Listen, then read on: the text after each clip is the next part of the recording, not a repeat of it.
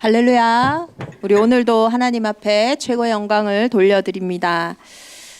지난 주만 해도 이제 생각하지도 못했던 수술을 이번 주에 갑자기 받게 되었습니다.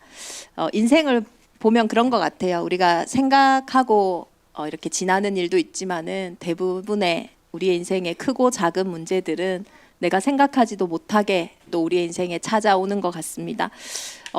저는 간단한 수술인 줄 알고 원래 금요일에 하겠다 이렇게 했는데 한 5박 6일을 입원을 해야 된다는 거예요. 그래서 제가 사실 제가 목회자인데 주일에 그러면 외출을 할 수 있겠냐 이렇게 하니까 금요일에 수술을 하고 주일에 서면 인상을 팍 쓰고 설교를 할 텐데 안 된다 하시면서 선생님께서 그러면 화요일에 당장 내일 수술을 하자 하시는 거예요. 이게 또 12월 연말에는 또 일정을 잡기가 이렇게 저도 힘들고 또 병원의 일정도 그래서 갑자기 월요일에 확정하고 화요일에 이렇게 수술을 했습니다.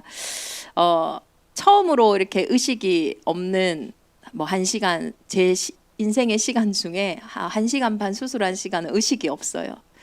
그 의식이 없는 시간을 보내고 또 일어나서 이제 회복을 하는데 내 몸인데 앉는 게 너무 힘든 거예요.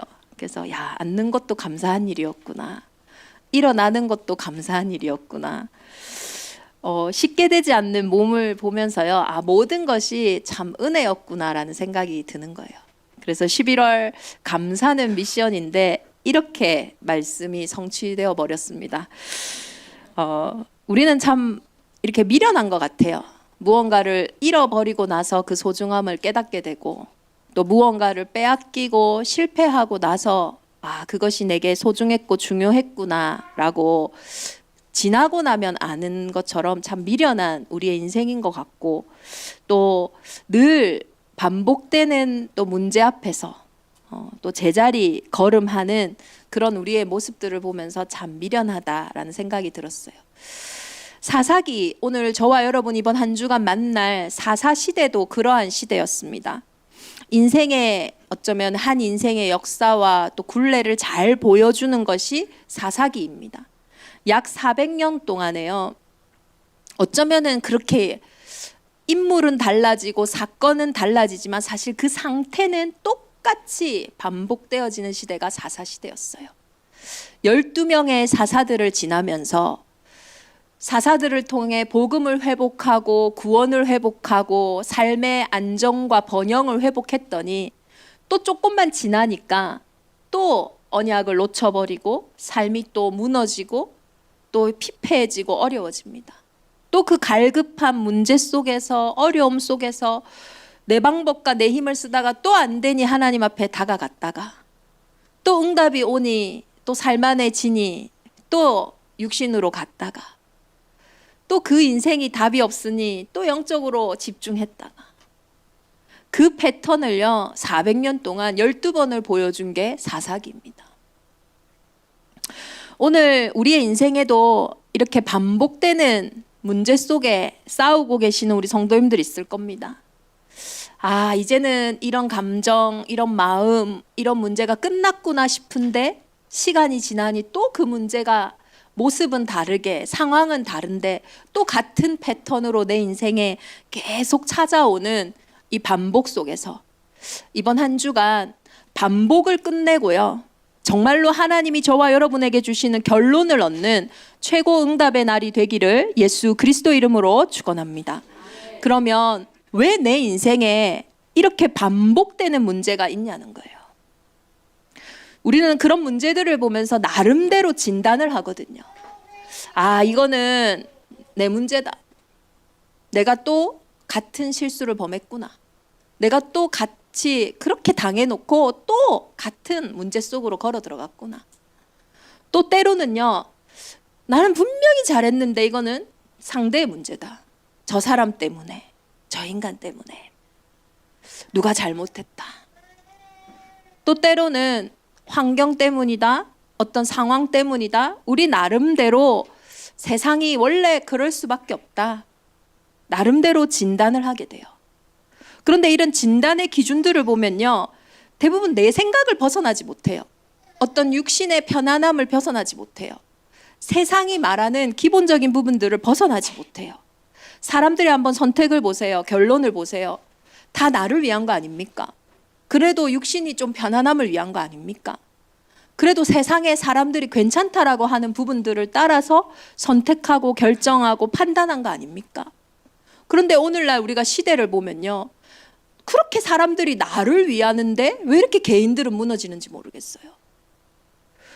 인간이 정말로 육신적인 것이 다라면은 오늘날 같이 육신적으로 살기 편한 대한민국이 어디 있습니까? 전 세계를 다녀봐도요, 참 육신적으로 편하게 모든 것이 빠른 곳이요 대한민국이거든요. 오늘날 같이 세상이요 이렇게 발전하고 사실은 살기 좋은 시대가 어디 있습니까? 그런데 OECD의 자살률 지표만 봐도 대한민국이 이제 1위가 됐어요.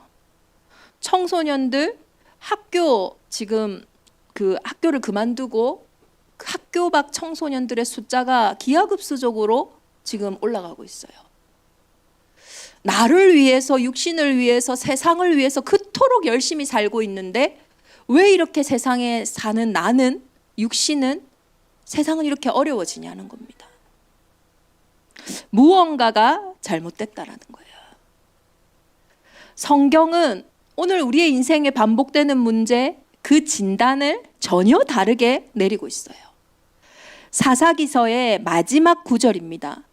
그때에 이스라엘에 왕이 없으므로 사람이 각기 자기의 소견에 옳은 대로 행하였더라.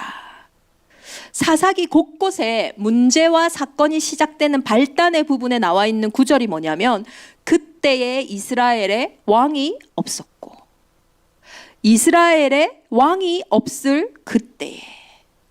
실제로 사사시대도 오늘날만큼 많은 현실적인 문제가 있는데요, 하나님이 말씀하시는 문제는요 다른 문제가 아니라 왕이 없는 문제라고 했어요. 실제로 이스라엘이 그때 다른 나라들은 왕이 있었지만 정치적으로 이스라엘에는 왕이 없었어요. 그러면 오늘 하나님이 이 정치적으로 왕이 없는 문제, 정치적인 문제라고 이야기하는 게 아니에요. 사무엘상 8장에 보면요 뒤에 이스라엘이 왕을 구하거든요. 그때에 사무엘이 좀 속이 상했어요. 내가 있는데 나 말고 또 왕을 구한다고? 그런데 하나님이 그때 어떤 답을 주셨냐면 그들이 사무엘 너를 버린 것이 아니요 나를 버려 자기들의 왕이 되지 못하게 함이니라. 하나님이 오늘 말씀하시는 우리의 인생의 문제는 정치적인 왕이 없다 이 말이 아니에요. 왕이 없으니까 자기의 소견에 옳은 대로 행하는 그게 문제가 아니라 저와 여러분의 인생에 하나님의 통치가 사라진 그 영적인 공백이 문제라는 것을 말하고 있는 거예요. 결국 자기 소견대로 행한다라는 것은 하나님이 없는 상태 속에 판단하는 것이기 때문에 영적으로는 죽은 상태요, 죄의 상태요. 그 판단은 내 인생의 운명사주팔자를 이길 수가 없어요. 그 죄의 상태에서 찾아오는 근원적인 두려움과 외로움, 공허함을 벗어날 길이 없다라는 거예요. 인간은요, 창세기 1장 27절에 하나님의 형상대로 창조된, 하나님이 누굽니까? 하나님이 뭡니까? 분명히 얘기하세요. 하나님은 영이시다. 그래서 우리는 예배할 때 영과 진리로 예배한다 하잖아요. 영이라는 건 뭐냐면 눈에 보이지 않지만 실제하는 겁니다. 마음과 생각과는 또 달라요. 마음과 생각도 육신적인 거냐 했을 때는 육신적인 게 아니에요. 육신적인 것과 영적인 걸 연결하는 다리죠. 안 보이죠, 마음과 생각이. 그렇지만 분명히 눈에 보이는 행동이나 말이나 결정을 통해 드러나는 것처럼 사실 그 마음과 생각을 지나 우리는요 눈에 보이지 않지만 실제하는 영혼이 있는 영적인 존재로 하나님이 저와 여러분을 창조하셨다라는 거예요. 그럼 왜 이렇게 창조했을까요? 창조주 하나님이, 왕이신 하나님이요 인간만 이 복을 준 거예요. 오늘 만약에 여기에 뭐 개를 키우는 분들이 개를 데리고 오지 않는 이상 개가 스스로 예배하러 오진 않아요. 그런데 인간만 그렇게요 영적으로요 뭐 종교를 만들든 뭐 신앙을 만들든 뭘 그렇게 나라를 불문하고요. 다 만들어요. 영적인 존재라는 증거예요. 영적인 갈급함이 있는 영이신 하나님과 교제할 수 있는 복을 주셨다고 얘기했어요. 그게 복이라는 거예요. 제가 자주 설교할 때 얘기하잖아요. 우리 교회 부흥하는 거 쉽다. 한 나라의 대통령이, 요즘은 또 대통령이 인기가 많잖아요. 만약에 우리나라 대통령이 매주 우리 교회에 와서 예배한다고 해보세요. 저의 설교와 상관없어요. 우리 교회 크기와 상관없어요. 온 나라가 우리 교회를 향해 집중할 거예요. 왜요? 한 나라의 왕이 와 있는 곳이니까. 도대체 여기는 뭔데? 왕이신 하나님이 인간만 교제할 수 있도록 영적인 존재로 창조했다니까요. 이게 우리가 누릴 첫 번째 복이었어요. 왕의 형상, 전능자의 형상을 저와 여러분에게 주셨어요.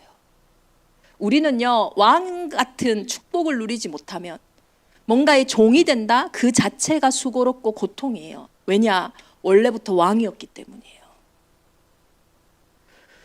그런데 하나님이 이 왕들에게 통치할 수 있는 권세를 주셨어요. 하나님과 함께하는 그 복으로 생육하고 번성하고 충만하고 정복하고 다스려라. 그래서 우리는요, 생육할 때, 번성할 때, 충만할 때, 정복할 때 왜 행복한지 아세요? 왕이니까요. 그 왕의 형상을 누릴 때요, 너무 살만한 거예요. 육신적인 왕의 자녀들은요, DNA를 검사해보면 왕인 거 알겠죠? 왕의 아들인 걸 알겠죠? 근데 하나님이 영적인 존재인 저와 여러분을 왕자로 공주로 보내시면서 그 육신적인 DNA가 똑같이 연결되는 게 뭐냐면 그게 바로 언약이었어요. 영적인 존재만 할 수 있는 예배, 말씀의 언약을 주셨어요. 그것이 첫 번째가 뭡니까? 절대 언약이었죠. 모든 것은 네 마음대로 먹어도 되지만 저 동산 중앙에 있는 나무의 열매만 먹지 마라. 이것을 먹는 날에는 너희가 반드시 죽으리라. 선악과를 따먹었으니까 그 행위 하나 때문에 우리가 지금 고통받는 게 아니에요. 누구의 말을 들었냐는 거예요. 이 영적인 존재인 내가, 영이신 하나님과 소통하는 내가, 예배의 복을 받은 내가 그 언약을 떠나게 된 거예요. 아니, 네가 이것을 먹는 날에는 절대 죽지 않고 하나님처럼 될 거야. 옛뱀 곧 마귀가 하는 그 말을요, 들어버린 거예요. 죄가 뭡니까? 너희가 나를 믿지 않는 것이 죄라고 하잖아요. 누구의 말을 듣냐가 오늘 내 인생이 어디에 속해 있냐라는 거예요. 야, 저 사람 진짜 육신적이다. 우리가 어떤 사람 보고 육신적이라고 합니까? 늘 육신적인 말만 하는 사람 보고 육신적이라 하잖아요. 아, 저 사람은 돈밖에 몰라. 맨날 돈 얘기만 하는 거예요. 저 사람은 남편밖에 없어. 맨날 남편 얘기만 하는 거예요. 듣는 게 그거고 말하는 게 그건 거예요. 이게 내가 어디에 소속돼 있냐라는 거예요. 이것을 먹는 날에는 너희가 반드시 죽으리라.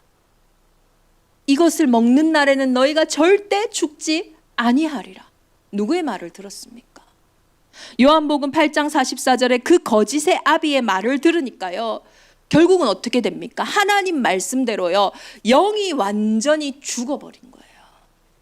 그걸 보고 육신이 되어버렸다라는 거예요. 왕이신 하나님을 떠나 스스로 왕이 된 것 같지만요, 사실은 다른 왕의, 거짓 왕의 종이 되어버렸어요. 사단의 말을 들었는데 이 사단은요, 절대로 우리를 왕을 시킬 생각이 없어요. 우리를요, 자기 종시킬 생각이 있어요. 그래서 죽음의 세력을 가지고, 두려움을 가지고, 외로움을 가지고, 공허함을 가지고, 근원적인 하나님 떠난 이 상태를 가지고요, 종노릇하게 만드는 거예요. 두려움이 다른 것에서 온 게 아닙니다. 하나님을 떠난 상태가 인생에 두려움이 왔다니까요. 이게 생명이니까요. 물고기가 물에 살아야 돼요. 이건 생명이에요. 윤리가 아니에요. 이건 과학이 아니에요. 종교가 아니에요. 물고기의 생명은 물이 근원이에요. 영적인 존재인 한 인간의 근원은 하나님이었단 말이에요. 물고기가 물을 떠난 순간 그냥 파닥파닥 되면서 죽어가죠. 예쁜 물고기, 돈 많은 물고기, 뭐 부자가 키우는 물고기 상관없어요. 근원을 떠나니 죽어버린 거예요. 저와 여러분의 영이 하나님을 떠난 순간에 죽어버렸다니까요. 내가 나빠서, 저 사람이 잘못해서, 물고기를 뭐 심판해서, 아닙니다. 하나님이 저와 여러분을 심판해서, 그것도 아니에요. 생명인데 생명을 떠나니 죽을 수밖에 없는 거예요. 그 죽음의 상태 속에서요, 우리야 이해되지 않지만, 보이지 않지만 근원적인 두려움과 외로움과 공허함이 우리의 인생을요 장악해버렸다니까요. 그러니 이 죽은 상태 속에서 나는 내 나름대로 애쓰고 육신적으로 애쓰고 세상적으로 애쓰지만 이해가 안 되죠. 계속 병들고 안 될 수밖에 없는 거예요. 왜냐? 진짜 뭐부터 해결해야 되는지를 모르니까. 경제를 회복하려면 경제의 근원이 회복돼야 됩니다. 이 사람의 경제 운명이 계속 사기당할 수밖에 없는, 무너질 수밖에 없는 운명 속에 있는데, 또 벌어놓으면 뭐합니까? 또 사기당하는데. 내 인생에 진짜 다른 사람들과 잘 지내기 위해서는요, 관계의 근원이 바뀌어야 돼요. 결정적인 순간에 사람을 가지고 결국은요, 마음과 생각이 자꾸 무너질 수밖에 없는, 보이지 않는 근원이요, 오래된 문제라니까요. 제가 뭐 잘 안 뜨는데 유튜브에 뭐가 하나가 탁 뜬 거예요. 부산에 큰 사기 사건이 있던 거예요. 해운대에 누가 봐도 아는 최고의 부자 강 씨. 한 백화점에요 70억을 써가지고 백화점 고객 999명에게만 주는 카드를 그 가족은 전부 다 가지고 있대요. 그 씀씀이가 엄청 이제 크겠죠. 그리고 막 들고 다니는 가방이 이제 경매했는데 3억 6천 뭐 이런 가방 들고 다니고, 그런 걸 막 계속 들고 다니고. 그러니까 이 사람을 보고 사람들이 야 진짜 돈이 많은가 보다. 그러니까 자기는, 남편은 그냥 대기업 다니는데 자기 어머니가 아주 부자인데 자기는 이제 외동딸이기 때문에 이렇게 경제가 많다, 이렇게 소개를 했나 봐요. 그러면서 이제 교제들을 하겠죠. 뭐 수영장에서 만나고 골프 치고 만나고 서로 소통을 하면서, 아 우리 엄마가 이 무슨 증권사에 이제 몰래 진짜 VIP들만 투자하는 게 있는데 그 수익률도 그렇게 크지 않더라고요. 한 15%? 뭐 이 정도 이제 매달 이제 준다 하면서, 처음에는요 작게 한 1억, 2억, 3억, 4억, 5억 이렇게 다들 막 투자를 한 거예요. 그 세월만요, 야 요새는 사기도 막 짧게 치는 게 아니더라고요. 한 3년 이상 그렇게 처음에는 이자를 잘 주는 거예요. 그러면서 다 결정적인 순간에, 이번에 한 150억 이상 모이면 이자가 한 17%, 18% 이상 올라간다. 이때에 집도 지금 그날부터 연락이 안 돼요. 한 3년에서 4년 동안 이루어진 일이더라고요. 제가 그걸 보면서요, 어쩌면 우리의 인생도 잠깐 지금 뭐 응답이 없다고, 또 잠깐 내가 지금 된다고, 이 부분에 참 속으면 많은 부분들을 허송세월할 수 있겠다. 정말로 내 생각, 내 노력이지만 우리는요 피조물이에요. 결국은 무언가의 종이 될 수밖에 없어요. 그렇다면 진짜로 사단의 거짓말에서 빠져나와서 하나님이 저와 여러분에게 주시는 진짜 해답을 내 인생에 붓는다면요, 어떤 은혜가 회복되겠습니까? 내 기준 같지만 결국 보이지 않는 왕에게 끌려다닐 수밖에 없는 그 상태 속에 오늘 정말로 하나님이 주시는 참된 빛이 회복되어지기를, 그래서 그 반복되는 문제 속에, 그 근원 속에 왕이 없는 문제, 내 소견대로 내 생각대로 늘 결정하고 판단하며 나가니 진짜 그 속에 역사하는 흑암을 볼 수 없으니 늘 빼앗기고 끌려다니고 결론적으로는 또 반복될 수밖에 없는 그 상태 속에 완전히 빠져나오는 언약이 회복되어지기를 예수 그리스도 이름으로 축원합니다. 오늘 하나님은 기드온을 찾아왔어요. 기드온이 준비돼서가 아닙니다. 기드온은 스스로를 이렇게 말해요. 나는 가장 약한 사람이다. 나는 우리 지파 중에 가장 작은 자이다. 그런데 하나님은 기드온에게 아니, 너는 큰 용사야. 준비돼서가 아니에요. 일방적인 은혜였어요. 저와 여러분이 오늘 어쩌다가 우연히 와서 예배드리는 게 아니에요. 일방적인 하나님의 은혜입니다. 기드온과 같이 하나님은 저와 여러분을 쓰시기로 이 시대에 작정하신 거예요. 나의 상태에 속지 마세요. 하나님이 나를 왜 부르셨는지, 나를 살리시기 원하시는 그 하나님의 절대 계획을 붙잡는 은혜가 있기를 예수 그리스도 이름으로 축원합니다. 하나님의 그 계획이 뭐겠습니까? 마태복음 12장 28절 29절에 보면요, 먼저 강한 자를 결박하지 않고서야 어떻게 그 강한 자의 집에 들어가 있는 그 세간을 강탈하겠느냐. 결박한 후에야 그 집을 강탈하리라. 저와 여러분의 인생이 반복되는 문제 속에 빠져나오고 회복되기 위해서는 그 반복되는 문제 속에 역사하는 틀린 나의 소견과 생각의 강한 자가 무너져야 되는 거예요. 그게 바뀌지 않고는 빠져나올 수가 없어요. 그 첫 번째 강한 자가 뭐겠습니까? 우리는요, 대부분 상식에 약해요. 주위 사람들이 얘기하는 보편적인 사실들에 약하단 말이에요. 근데요, 예수 그리스도가 이 땅에 오신 부분은 상식의 영역이 아닙니다. 여자의 후손, 처녀가 잉태하여 아들을 낳으리니 처녀가 어떻게 잉태를 합니까? 동정녀 마리아를 통해 어떻게 여자 혼자서 자녀를 낳습니까? 상식에 안 맞아요. 왜 예수님은 상식에 맞지 않게 오셨을까요? 우리의 인생의 문제가요, 상식으로 통하는 문제가 아니기 때문이에요. 영적인 문제로 온 삶의 문제는, 계속 반복되는 그 인생의 문제는요, 상식이 통하는 문제가 아닙니다. 상식이 통했고 보편적인 사람들의 말이 통했다면 왜 우리가 그렇게 수고하고 무겁겠어요? 그래서 하나님의 방법으로, 영적인 상식으로 이 땅에 오셨어요. 그 여자의 후손이 저와 여러분의 인생에 오늘 믿음으로 회복되어지기를 예수 그리스도 이름으로 축원합니다. 이것만 믿지 못하게 강한 나의 생각이 있다니까요. 그래도 그렇지, 내 방법으로, 내 소견대로. 그 문제가 우리의 인생을 계속 반복되게 하는 겁니다. 그리고 우리는요, 드러나는 게 좋고 멋진 게 좋아요. 선악과를, 그 언약을 실패시킬 때 뭘로 실패시켰는지를 봐야 됩니다. 먹음직하고 보암직하고 탐스러운 것에 속였어요. 왜냐? 육신적으로 약하니까.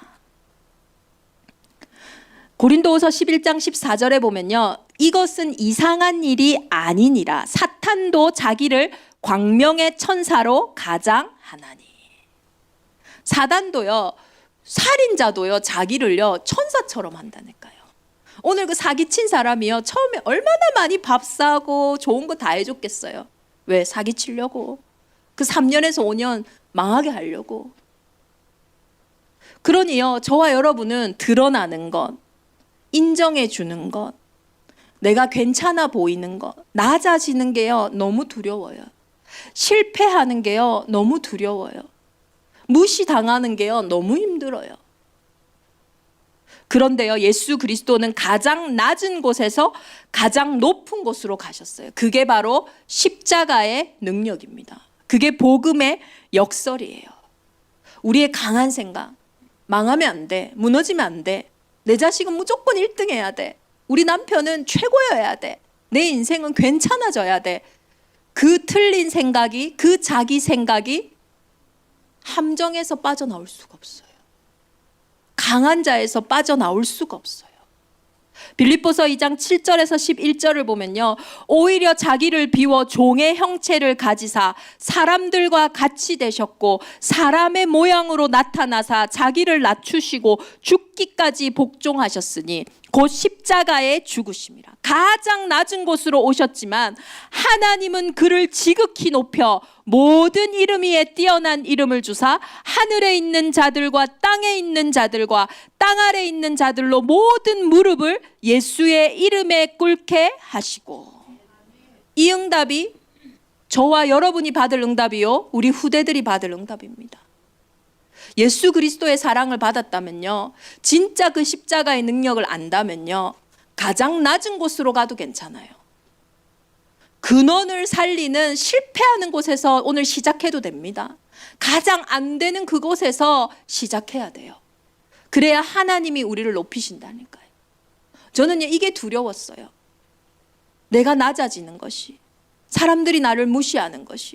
그래서 실제 내가 안 되는 부분은 이 부분인데 거기서 시작을 하지를 못하는 거예요.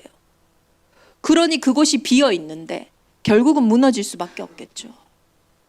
우리 대정인만의 온 교회가 낮아질 수 있는 은혜, 가장 낮은 곳에서 시작할 수 있는 힘과 회복이 있기를 예수 그리스도 이름으로 축원합니다. 그때에 그 지옥의 권세에서, 사망의 권세에서 예수 그리스도는 하나님이라는 증거로 부활 승리하셨어요. 이 부활에요, 흑암이요 벌벌 떤다니까요. 죽음의 권세가 벌벌 떤다니까요. 오늘 제가 말씀드렸던 그 예수 그리스도의 그 일이요, 여자의 후손으로 십자가에 죽으시고 부활 승리하신 이 일이요, 자기 소견으로는 절대로 믿어지지 않는 거예요. 그래서 오늘 이 강한 자가 무너지고 이곳에 빛이 임하는 그때에, 사망아 너의 승리가 어디 있느냐, 사망아 내가 쏘는 것이 어디 있느냐.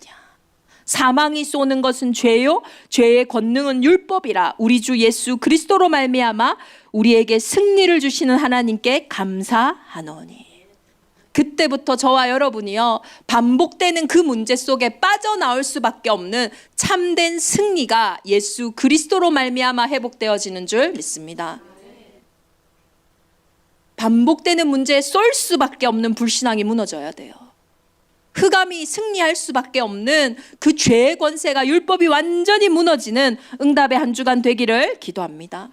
이제는 우리는 진짜 기드온과 같이요, 이스라엘의 반복되는 문제를 끊는 하나님의 실제적인 통치 속으로 들어가야 됩니다. 오늘 저와 여러분이 만날 그 기드온은요, 하나님과 실제 통치를 받은, 하나님이 왕이 된 왕자였어요. 어떤 통치를 받았습니까? 사사기 6장 14절에서 17절에 보니까요, 말씀의 통치를 받았어요. 내가 너를 통해서, 너로 말미암아 이 이스라엘을 구원하리라. 내가 너를 보낸 것이 아니냐. 하나님이 오늘 말씀하시는 거예요. 내 가정 문제 속에, 내 경제 문제 속에, 내 삶의 문제 속에, 아무에게도 말할 수 없는 세상의 것으로도 해결되지 않는 그 문제 속에 내가 너를 보낸 것이 아니냐. 내가 너를 통해 그 현장을 회복하겠다. 이 말씀의 통치를 받은 거예요. 그런데 이 기드온은요, 사사 중에서 가장 많은 질문을 했어요.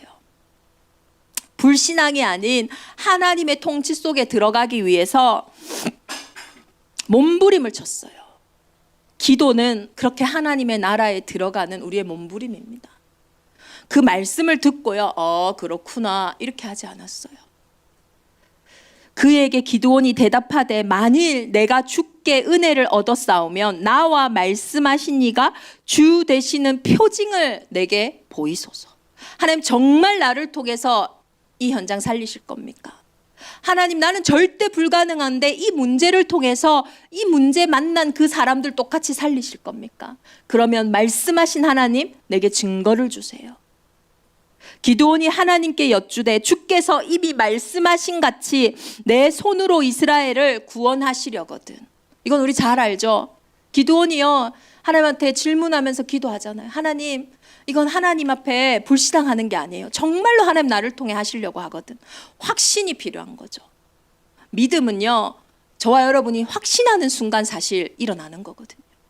막 맞으면요, 하나님 양털을요, 제가 이 밭에 둘게요, 마당에. 내일 아침에 하나님이 정말 나한테 주신 이 말씀이 맞다면 이 양털에만 이슬이 맺히고 땅에는 마르게 해주세요. 하나님이 그렇게 하셨어요. 하나님, 근데요, 한 번만 더 할게요. 진짜 하나님이 나를 통해 하시려고 하는 게 맞다면 이 하얀 손뭉치는요, 이슬이 없고 그 땅에만 이제 많도록 해주세요. 또 그대로 하세요. 저와 여러분이 오늘 양털 갖고 와서 그걸 하라는 게 아니고요. 정말로 하나님이 내게 주신 그 말씀에 대한 확신을 가져야 된다라는 거예요. 하나님이 우리 대적 임마누엘 교회를 통해서 제주도에 다음 세대를 세우고 언약을 전달케 하는 RUTC의 언약 주시겠냐? 전 주신다 확신해요. 그 확신과 그 표징이 오늘 저와 여러분이 만나는 이 만남이잖아요. 기도의 통치 속으로 들어가는 거예요. 기도는 될까 말까 내가 원하는 거 막 말하는 거 그게 기도가 아니에요. 하나님 내게 주신 이 말씀의 증거를 가지고 이게 맞습니까? 그 말씀대로 하나님 하실 겁니까? 그 말씀이 내 영적 상태가 되어지는, 그 말씀이 나의 소견이 되어지는, 그 말씀이 나의 기준이 되어지는 그 기도 속에 하나님은 그 현장을 통치하셨어요. 기드온에게 이르시되 너를 따르는 백성이 너무 많다. 사실 많은 게 아니었거든요. 메뚜기 때만큼 미디안이 더 많았어요. 그들이 한 32,000명인가 이거밖에 없었어요. 그런데 하나님은 너무 많다. 우리를 너무 잘 아는 거죠. 왜? 너희가 만약에 이 숫자로 했다면 너희가 스스로 했다고 자랑할 거니까. 왜 이 문제가 절대 불가능할 때까지 하나님은 기다리시는 줄 아십니까? 지금 조금 힘들다가 되면 사람이 도와줬다. 안 그럴 것 같죠? 그렇게 간다니까요. 하나님이 진짜 이 절대 불가능 속에서 원하시는 거는 오직 하나님이 하셨다라는 이 절대 가능을 깨닫게 하시는 거예요. 우리 대적 임마누엘 교회도 장학회가 있습니다. 이름이 기드온 300 장학회예요. 절대 불가능한 우리의 인생을 통해 하나님은 전 세계 237 나라와 미전도 5천 종족을 살리실 거예요. 저는 그것을 언약으로 붙잡고 있습니다. 우리 대적 임마누엘 온 교회가 이번 한 주간 대충 믿는 것은 안 돼요. 언약은 완전합니다. 언약이 종교라면요, 열심히 믿으면 될 겁니다. 언약이 윤리라면요, 더 간절하게 착하게 믿으면 될 겁니다. 그런데 언약은요, 생명입니다. 죽든지 살든지 부분이 없어요. 조금 죽고 조금 사는 게 없어요. 이스라엘 민족이 이 언약의 생명을 모르니 하나님은 언약대로 가나안의 모든 민족을 다 쫓아내라 했지만 이들은요, 다 쫓아내지 않았어요. 이유는 여러 가지가 있었어요. 하나는 그들이 너무 강하니까. 또 한 가지는 이들이 조금 쓸만하니까 이들을 종으로 좀 쓰면 되겠다. 언약은 100% 언약으로 시작해야 돼요. 자기들이 종으로 쓰려다가요, 나중에는 역전돼서 그들이 오히려 자기들을요, 종으로 만들었어요.